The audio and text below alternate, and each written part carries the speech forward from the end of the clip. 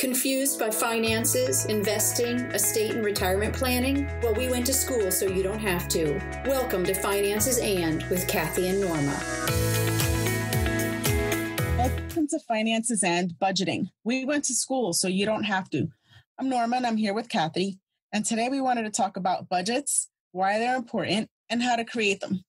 So what is a budget? A budget is simply you tracking your spending. Where is your money going on a monthly basis? Now, every month is going to be different.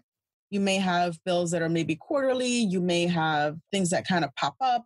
But for the most part, it's basically tracking how much money is coming in and where that money is being applied to monthly.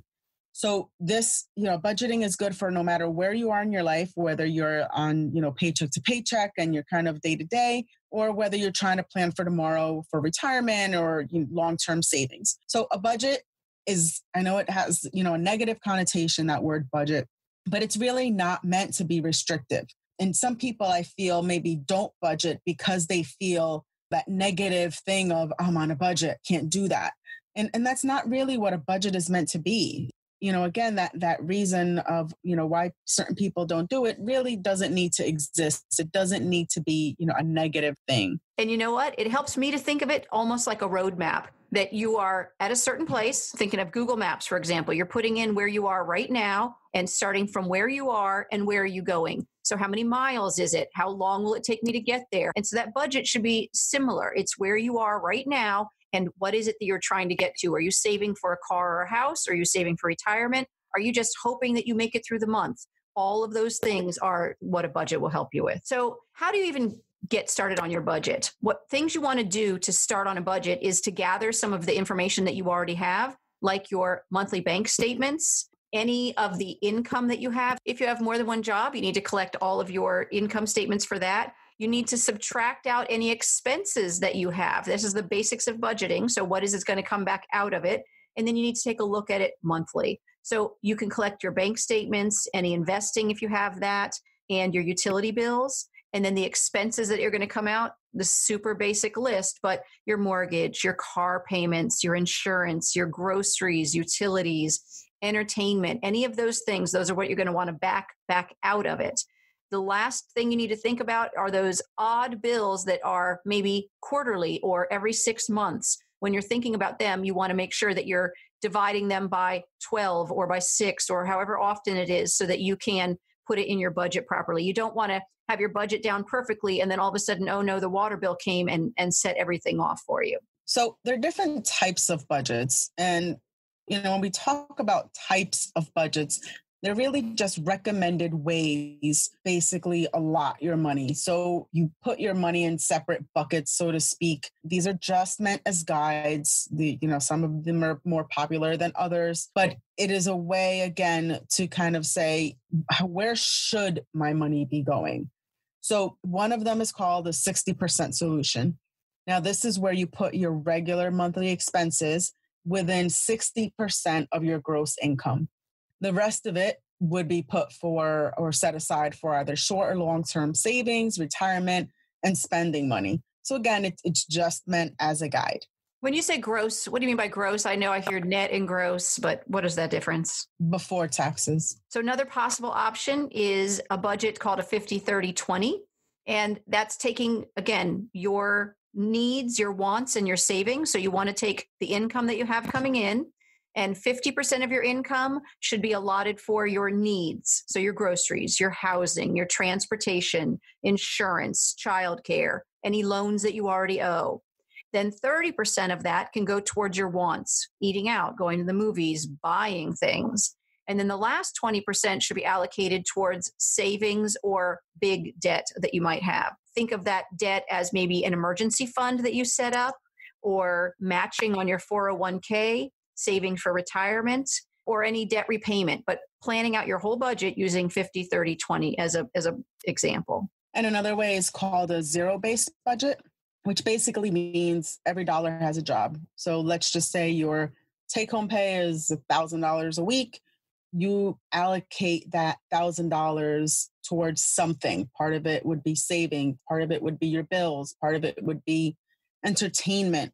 But at the end of it, you end up at zero. And it doesn't mean you have no money. It means every dollar went where it was meant to go. There are some apps that help with that. One of them is called You Need a Budget. I like this one actually. And it has that same premise. Every dollar has a job. You map a plan. You don't stress out over anything that kind of comes up because everything, was already accounted for. And you're not waiting for a raise or, you're not waiting for this extra money to come in because you've already allocated the money towards that.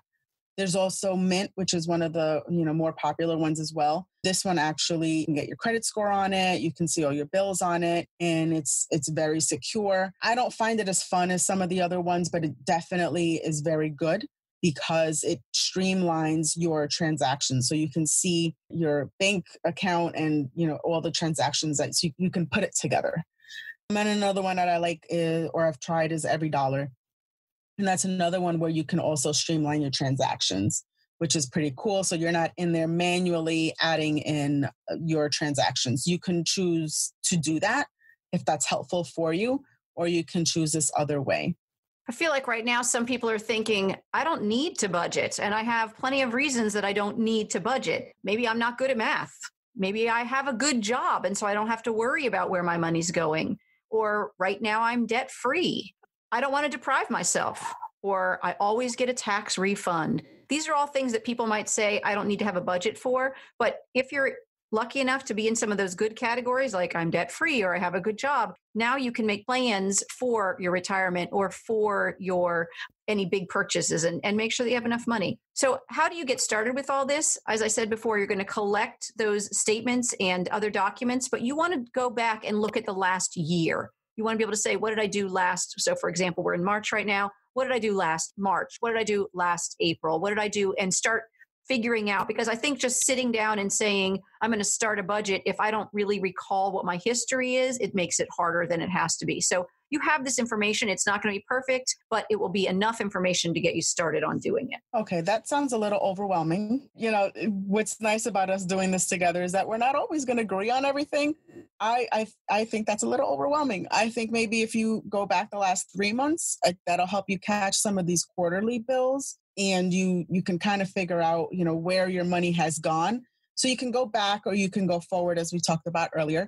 So you can figure out, where have I spent money? This will actually, if you download, let's say, your bank statement for the last 2-3 months, you can catch things that you may not have thought about, like that gym membership or things that are kind of like that auto pay. And you could make sure that you've caught everything. I don't disagree with you at all. That's a start, right? I'm always big about taking a start. The only caveat to that is that if you do the whole year, you're going to capture all those things, those birthday gifts, the Christmas, right? So if we just did 3 months right now, we wouldn't even catch Christmas. So looking at the big picture, but start somewhere. Start with last month if that's all that you want to start with, but start somewhere so that you can make a plan going forward. So once you've got this budget together, if you've noticed that, maybe you're spending too much in certain categories, this is really an opportunity for you to say, okay, you know what? I've spent too much on that latte. I've spent too much on, my minimum credit card payments are really high, or I don't even go to the gym and I spend, $40 a month there. This is really an opportunity for you to start reducing some of those expenses. So let's just say your credit card, again, if it's too high, you want to look at that and see where your interest rate is. Maybe contact your credit card company to see if they'll lower it. This is where having a good score is really good, or having a long-standing credit card is really good, because you can pull the, hey, I've been a customer for 15 years card, no pun intended, and see if, they'll reduce it for you. Another way is maybe some side hustle of some sort, maybe one of these, like Pampered Chef, or, one of these companies where you can do sales of some sort. And just know that a budget is not going to be done in 5 seconds. Okay. It's not meant to be difficult, but it's also not meant to necessarily be perfect, especially right away. It's going to take you a couple of months to get it, maybe, 3 or 4 months or so to really get it and to capture, especially some of these costs that are, maybe quarterly or just not monthly. And also know that everybody really needs to be on board. So if you're in a household with a partner, with children, they need to understand that, you've got this goal right now, and they really need to be on board with making sure that you do stay within the certain amount it is for entertainment or groceries or what have you. You're so correct about being able to keep everybody on board and then to celebrate, right? So if you have an actual goal, what are those steps that you're using to get towards the goals? I know there's a whole bunch of Facebook groups that I've seen that somebody will say, oh, I paid off this bill, or, oh, I have this much money in my savings. And everybody just says, yay, way to go. Because just hearing that, even though it's a challenge that you're making this progress, that's a wonderful thing. Every month is going to be different, just exactly like we were talking about with starting our budget. Each month is going to have different things that come up. So they might be different challenges, and keep on track with doing that. Don't let you get worried about what other people are doing. I know it's super hard. Hey, somebody else has this new thing, or they're going to this place, or they're doing this thing. Please, right now is the time for you to say, I'm going to worry about me and my family and figure it out. The last thing is that if you owe on credit cards, make sure you are at least making your minimum payments on those. A, it will affect your credit score, but B, you will never get past what you owe. If all you're ever doing is making your minimum payments, which again, if that's what you have to do, make your minimum payments, but that debt will never go away. You'll only be paying, the minimum payment is your interest. So make sure that you're paying as much as you can by prioritizing your bills. What do you have to pay off first? All of this is just a learning experience, and it's just going to take some time. Again, it's not easy, but it's something that we can do. Thanks for listening to Finances and Budgeting. We know you chose to listen today, and we're grateful. If you enjoyed this podcast, please subscribe here and share. It means a lot. Please let us know what you're thinking on Facebook or Twitter by going to our website at financesand.net.